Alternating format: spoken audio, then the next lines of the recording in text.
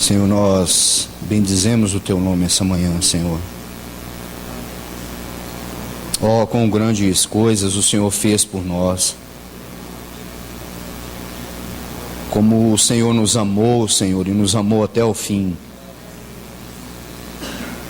Como o Senhor foi misericordioso para conosco, Pai. Nos livrou da morte, nos livrou do inferno, nos trouxe para Ti mesmo. Pertencemos ao Senhor. Oh Deus, embora vivemos neste mundo, nós pertencemos ao Senhor. Nós não somos desse mundo, foi o Senhor quem disse isso. Te louvamos por tão grande salvação, Senhor.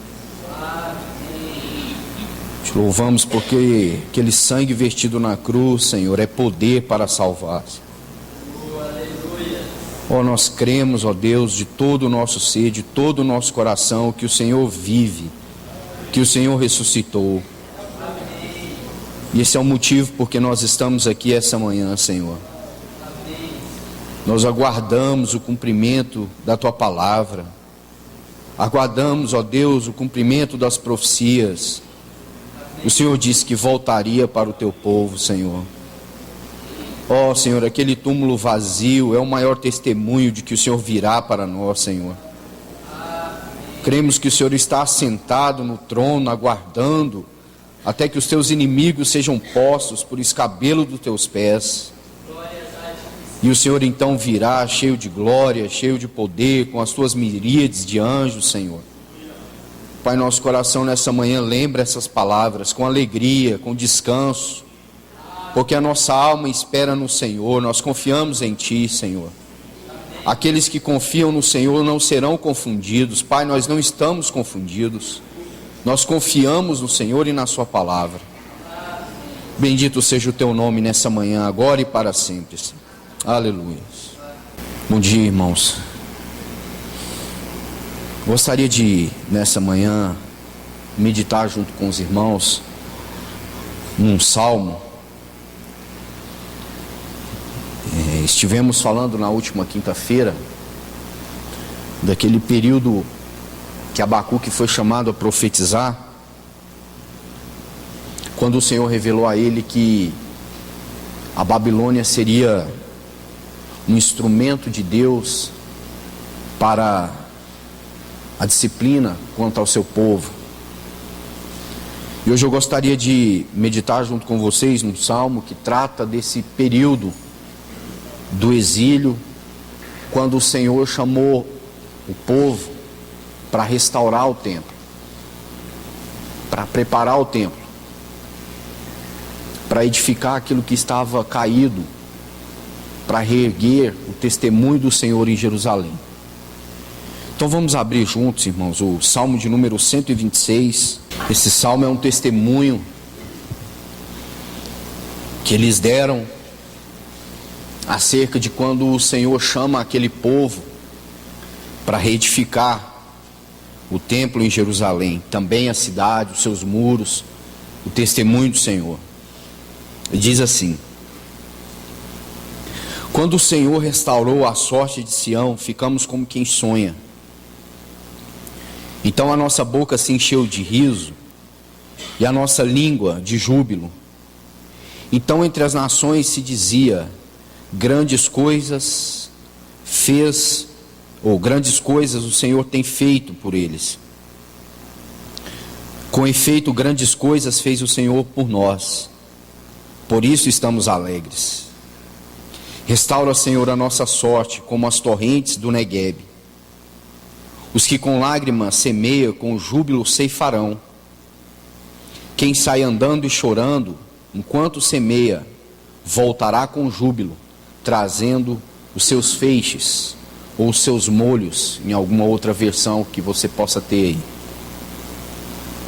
Irmãos, como eu disse para os irmãos, esse salmo ele foi escrito então nesse período do exílio, e nós sabemos que o Senhor levanta um remanescente ali entre o povo, aproximadamente 50 mil naquele universo de 1 milhão e poucas pessoas.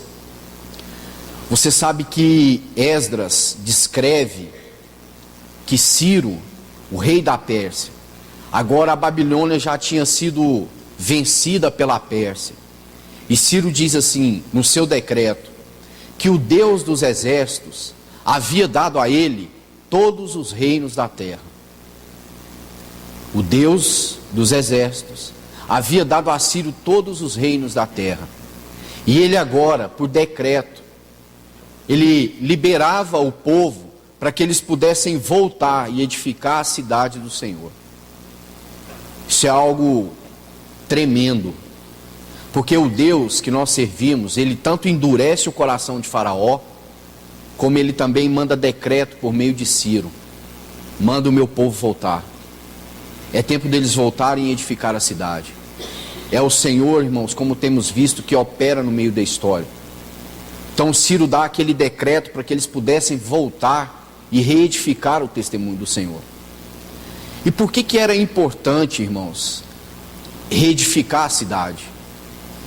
Por que era importante restaurar o templo? Ciro devolve todos os utensílios que Nabucodonosor tinha levado. Por que era importante preparar Jerusalém de novo? Porque aquela geração, quando você vai ler os livros da restauração, Esdras, Neemias, Esther, aquela geração era a geração que iria preparar o caminho para a primeira vinda do Senhor. Aquele tempo precisava ser restaurado, bem como o culto a Deus, bem como a santidade do povo.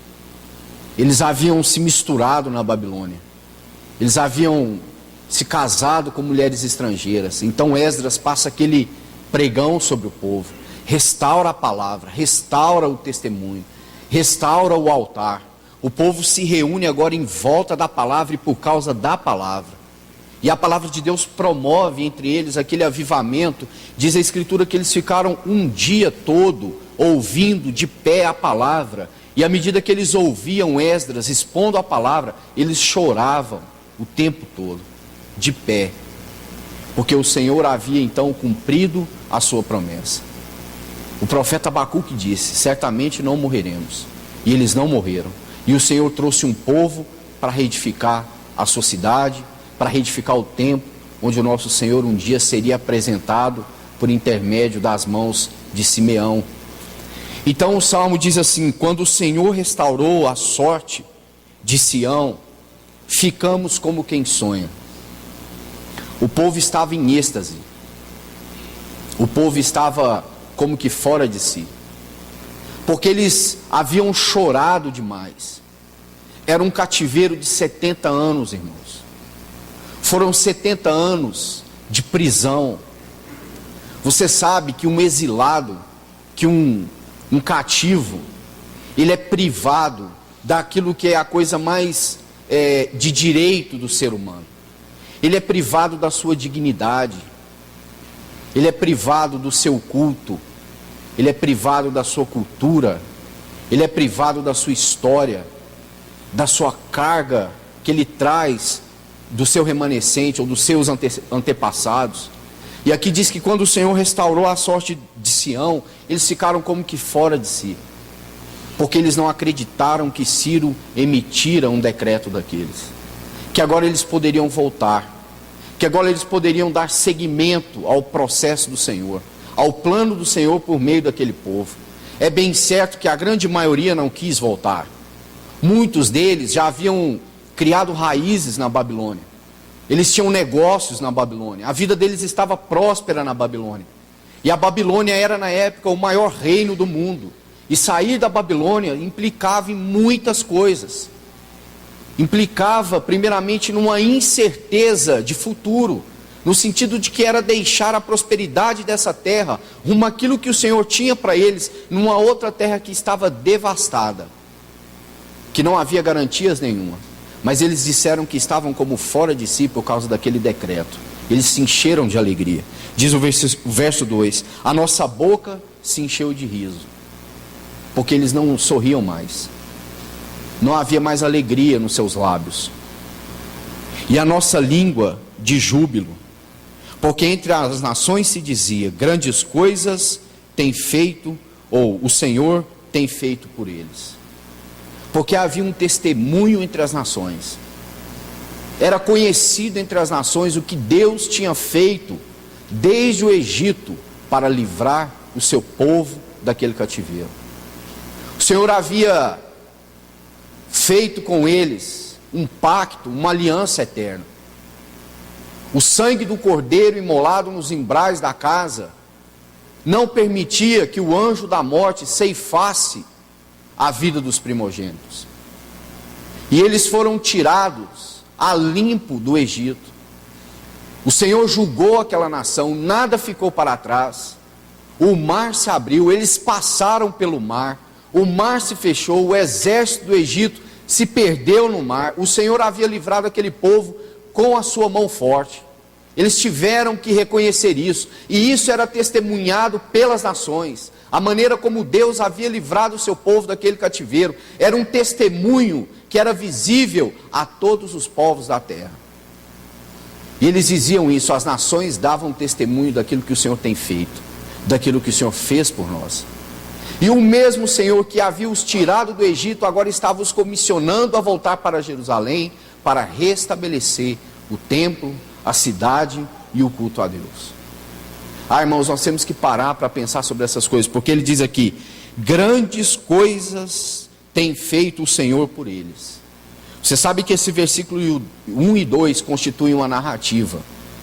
Aquele povo estava narrando o que o Senhor fez por eles. Aquilo era a coisa que ocupava o pensamento deles. E aquilo que o Senhor tinha feito por eles, não só ocupavam as suas mentes, como também era um testemunho visível a outras pessoas. Irmãos, o que nós fazemos aqui nessa manhã, participar do pão e do cálice do Senhor, é um testemunho a todos aqueles que estão à nossa volta, daquilo que Deus fez por nós, daquilo que o Senhor operou na cruz para nos salvar, de onde nós fomos tirados e aonde o Senhor nos colocou. É isso que o povo está dizendo, o Senhor fez grandes coisas por nós. Meu irmão, se nós de alguma maneira tocamos esses elementos sem saber o preço que foi pago, nós estamos tocando condenação para nós. Porque foi pago um alto preço. Um alto preço. E eles dizem isso, o Senhor fez grandes coisas. E devido a essa narrativa de fatos, eles cantam um cântico ao Senhor que está descrito no versículo 3. Com efeito, ou seja, com poder, grandes coisas fez o Senhor por nós. Não foram pequenas coisas. E quem fez essas coisas foi o Senhor. E o Senhor fez grandes coisas por nós com poder. Eles reconhecem que aquilo que Deus fez foi com poder. Ele abriu o mar por causa do seu poder. Ele poupou aquele povo 40 anos no deserto por causa do seu poder. Eles andavam, e a Escritura diz que as suas sandálias não se gastavam. À medida que os seus pés cresciam, as sandálias cresciam.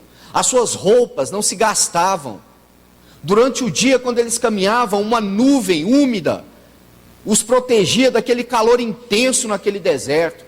Quando vinha à noite, uma coluna de fogo se colocava entre eles, e eles eram poupados daquele frio. Então eles dizem assim, foram grandes coisas. E o Senhor fez essas grandes coisas, foi com poder e foi por nós. Aquilo que o Senhor fez, embora tenha sido testemunho para todas as nações, foi por causa de um povo que o Senhor escolheu nessa terra, que Ele decidiu amar por livre vontade. Então eles dizem isso, com efeito, eram grandes coisas, não eram pequenas coisas.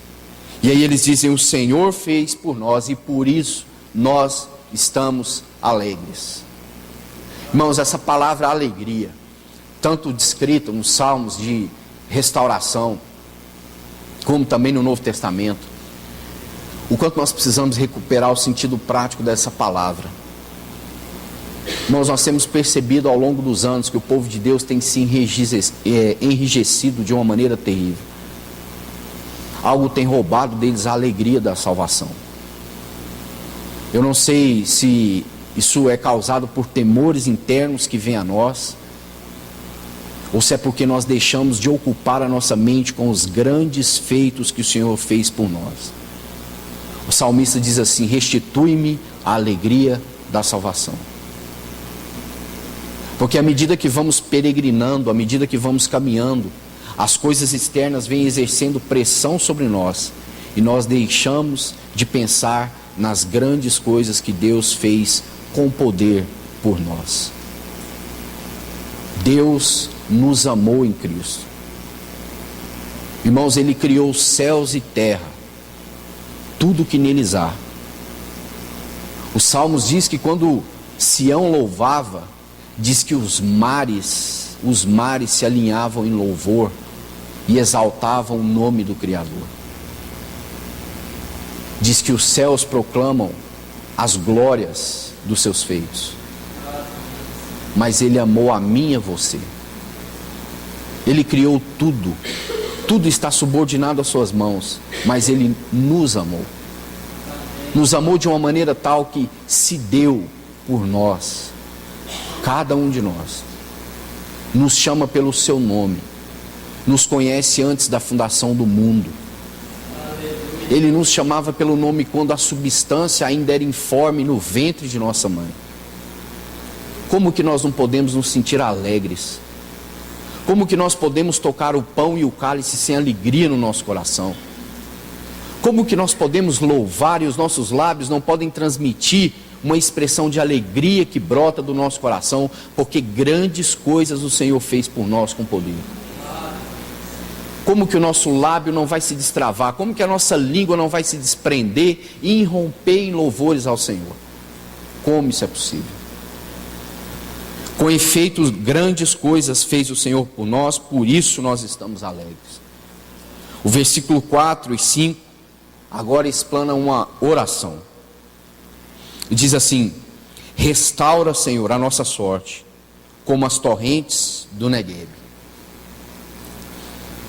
Talvez esse versículo 4 explique um pouco a nossa falta de alegria.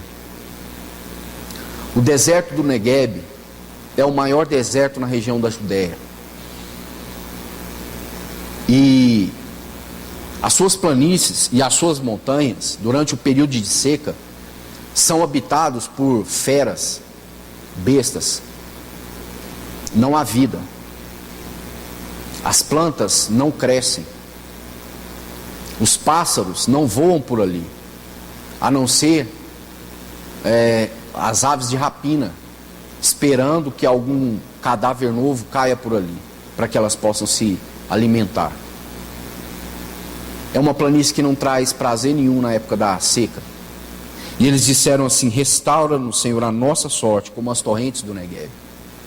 Porque no inverno, quando vem a chuva e a neve é depositada no pico dos montes, quando vem o sol ela se derrete. E ali diz que torrentes de água são abertas no Negueb. Aonde só havia areia, passa a correr torrentes de águas vivas. Onde só havia morte, tempestade de areia, seca, cadáveres de animais, carcaças de animais, há uma torrente de água que agora flui e que passa, renovando, trazendo vida, trazendo uma paisagem que eles não contemplavam desde os tempos de sequidão. Irmãos, isso tem implicações diretas com a nossa vida. Quantos de nós temos orado por restauração, por renovo espiritual?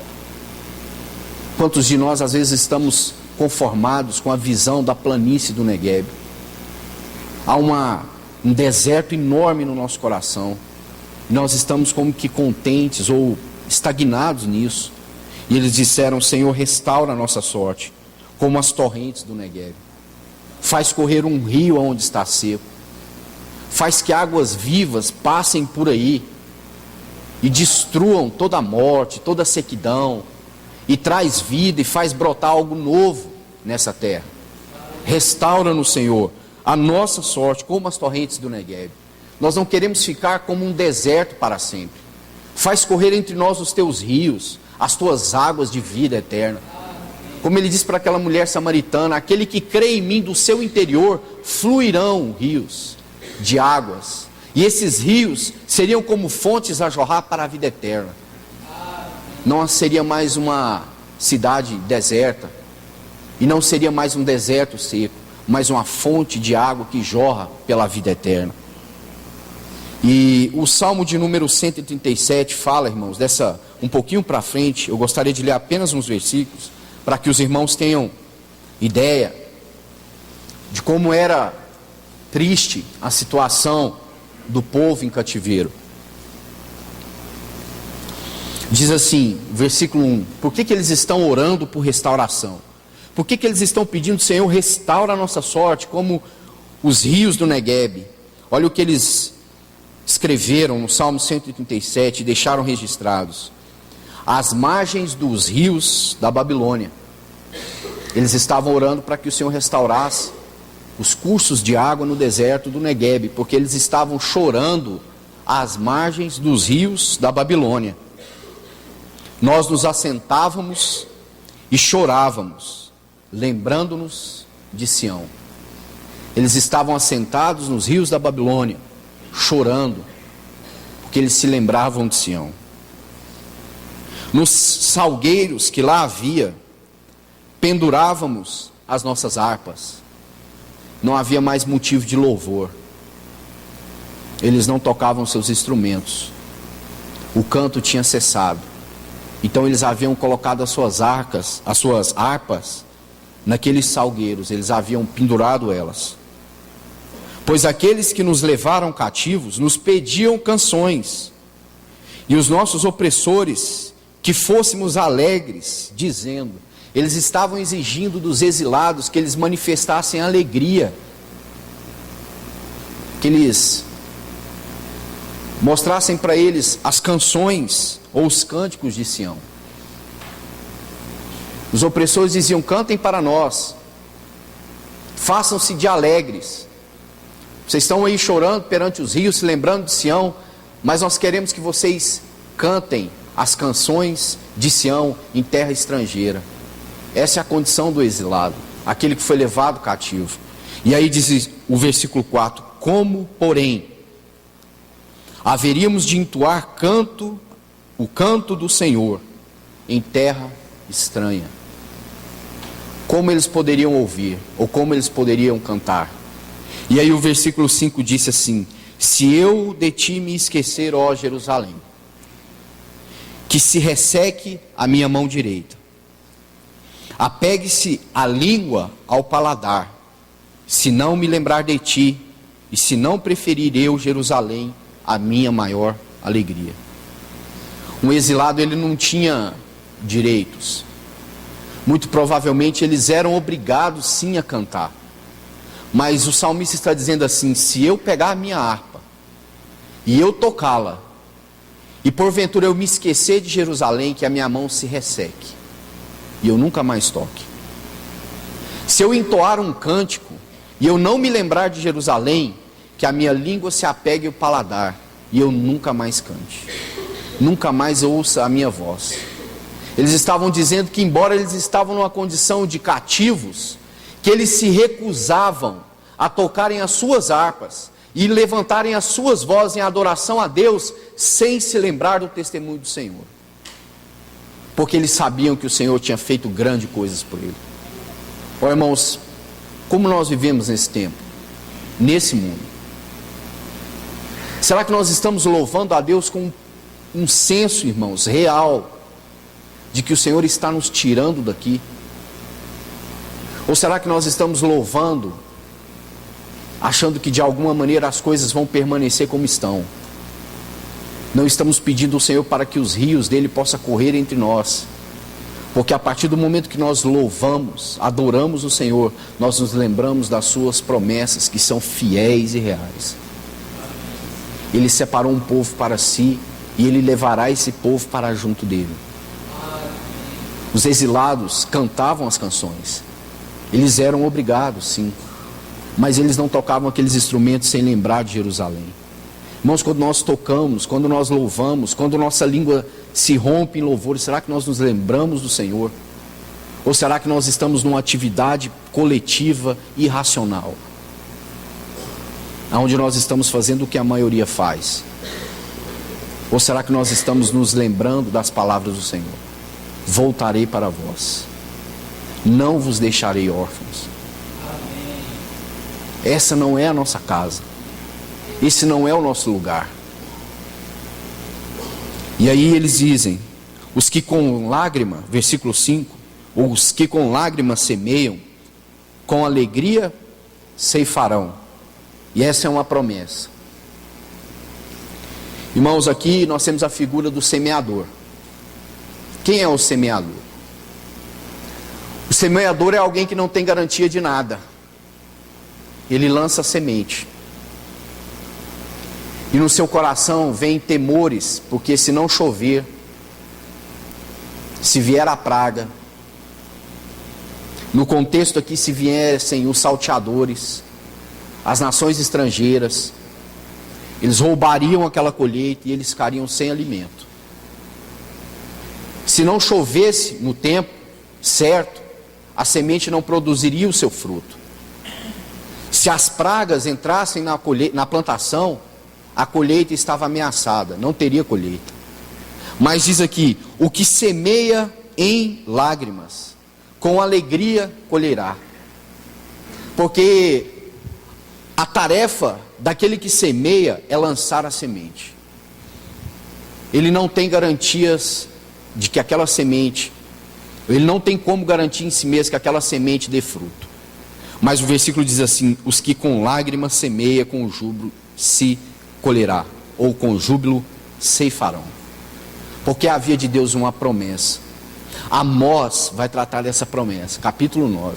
Ele vai dizer assim que a medida, que a colheita seria tão grande, que a medida que enquanto um estivesse pisando as uvas, o outro já estava produzindo vinho. Porque o Senhor havia prometido para eles que à medida que eles voltassem, a bênção do Senhor seria com eles. Então dizendo assim, aquele que semeia em lágrimas, nós semeamos assim, confiando tão somente no Senhor. Nós não temos garantias em nós mesmos de nada. O semeador não pode garantir a colheita. Ele vai lá, faz o seu empréstimo, compra a melhor semente, contrata o melhor agrônomo, aduba aquela terra, mas no final das contas, é Deus quem vai garantir aquela colheita. É Deus quem vai dizer se aquela semente vai frutificar. É Deus que vai dizer se ele vai ter o seu sustento daquela colheita. Mas ele diz assim, embora nós estivéssemos semeando com lágrimas a nossa semente caía na terra, ele diz assim, com alegria nós cefaremos, porque fiel é aquele que fez a promessa. E o último versículo diz assim, quem sai andando e chorando enquanto semeia, voltará com alegria, trazendo os seus molhos. Esse versículo 6 me faz lembrar daquele trecho onde o Senhor Jesus diz assim, que o grão de trigo foi lançado na terra, e se ele não morresse, ficaria só, mas se morresse, produziria muito fruto, ou muitos feixes. Diz aí, quem sai andando e chorando. Esse é o caminhar daqueles que andam por fé. Irmãos, nós estamos andando e chorando, porque em primeiro lugar nós estamos em terra estrangeira. Em segundo lugar, nós confiamos em Deus, nós andamos por fé e não por vistas. Isso é loucura. O mundo anda por coisas plausíveis, palpáveis. Se você não tem um norte ali, uma proposta que seja viável, ninguém vai acreditar em você. Quem acredita em você quando você diz que não é cidadão da terra? Então você é cidadão de onde? Quem acredita quando nós dissemos que o Senhor Jesus está exaltado acima de todo nome que se possa referir não só no presente século, mas também nos vindouros? E o nome dele está exaltado acima de tudo e acima de todos. E que um dia ele virá em poder e os reis da terra se dobrarão ante a ele. Quem crê? Quem acredita nisso? Quem pode dizer amém a essas coisas? Senão aqueles que creem nas promessas do Senhor. Senão aqueles que foram lavados por este sangue. Senão aqueles que conhecem o poder deste sangue em libertar, em salvar e em curar. Senão aqueles que experimentaram lá no Egito o poder do sangue vertido naqueles umbrais e a morte não pôde tocar neles. Senão esses que creem, agora a morte não tem mais poder sobre nós. Então diz aí, aqueles que iam andando e chorando enquanto semeavam. Irmãos, esse é o nosso dever, semear, seja com lágrimas, seja andando aqui com lágrimas, nós temos o único dever, lançar a semente. E o resto, o Senhor se encarrega. O resto, o Senhor e a sua palavra nos garantem que aquele que anda semeando com lágrimas, voltará com seus feixes cheios, plenos, cheios. Esse é o tempo que nós temos de semear a nossa oração diante do Senhor. Senhor, faz o teu rio correr. Senhor, nós estamos louvando a Ti em terras estrangeiras. Se nós pegarmos as nossas mãos e tocarmos instrumentos e não nos lembrarmos do Senhor, seque a nossa mão. Se os nossos lábios são mecanismos apenas de entoar um cântico no meio de algumas pessoas, mas o nosso coração não se lembra do Senhor, não tem sentido nós louvarmos o Senhor. Não tem sentido nós tocarmos esses elementos, se a nossa consciência não está alimentada pelas promessas, pela presença e pela volta do Senhor. Irmãos, quantas das vezes nós fracassamos no nosso testemunho, porque nós não somos uma expressão visível da alegria da salvação, do poder que Cristo exerceu, nos tirando das trevas e nos trazendo para o reino do Filho do seu amor. Irmãos, que essa manhã seja uma manhã de alegria no nosso coração, que nessa manhã nós possamos recobrar aquilo que o Senhor fez por nós. Como diz o salmista, Salmo 116, o que nós vamos dar ao Senhor pelos benefícios que Ele tem nos dado? O que você pode dar em troca? O que você tem a dar a Deus que Ele não tenha? O que você tem nessa manhã para ofertar a Deus que Ele precise? Deus não precisa de nada, irmãos. Deus é suficiente em si mesmo. Mas a Bíblia diz que Ele não resiste um coração contrito. Diz que Ele se comove quando isso acontece. Quando o homem volta o seu coração a Ele, reconhecendo o seu favor, clamando por misericórdia e pedindo que o Senhor restaure a sorte dele. Nós somos esse povo que cantamos agora, irmãos, que semeamos agora, com tantas lágrimas, andando pelo caminho. Mas, irmãos, nós temos uma promessa da parte do Senhor. Nós estamos semeando para a colheita, e o dia da colheita vem. A festa dos tabernáculos vem, estamos às portas. Que nós possamos semear, irmãos, com alegria no nosso coração, sabendo que o Senhor prometeu a nós uma colheita farta, e que se Ele prometeu, Ele é fiel para cumprir. Que nessa manhã nós possamos nos lembrar disso, como esses exilados assim fizeram. Que os nossos lábios entoem os louvores ao Senhor, sabendo que aquele que fez a promessa é fiel para cumprir. Que as nossas mãos, o saltério de 10 cordas, possa glorificar aquele que nos livrou de tamanha condenação e nos amou incondicionalmente, quando não havia motivo nenhum para isso, senão o amor que Ele tem por nós mesmos. Foi Ele que decidiu nos amar. Irmãos, como nós poderíamos ser gratos ao Senhor por isso? Nos amou quando nós éramos inimigos, nos escolheu nele quando nós éramos pecadores, destinados à ira, destinados à condenação do inferno. Se há alguém aqui entre nós ainda que não creu nessa obra de Cristo, me apresente fatos que justifiquem a sua ignorância. Não há quem possa te salvar da ira de Deus a não ser o sangue de Cristo. Não há exércitos, não há poderes, não há cultura. Não haverá um só lugar nesse globo que alguém poderá se esconder da face do Cordeiro e do seu Deus. Creia que o sangue de Cristo é poder de Deus para libertar, para curar, para tirar de onde ninguém pode tirar, para quebrar cadeias que ninguém pode quebrar, para subjugar reinos que ninguém pode subjugar, senão o nosso Deus. Que essa manhã seja uma manhã de louvores ao nosso Senhor. Vamos orar mais uma vez.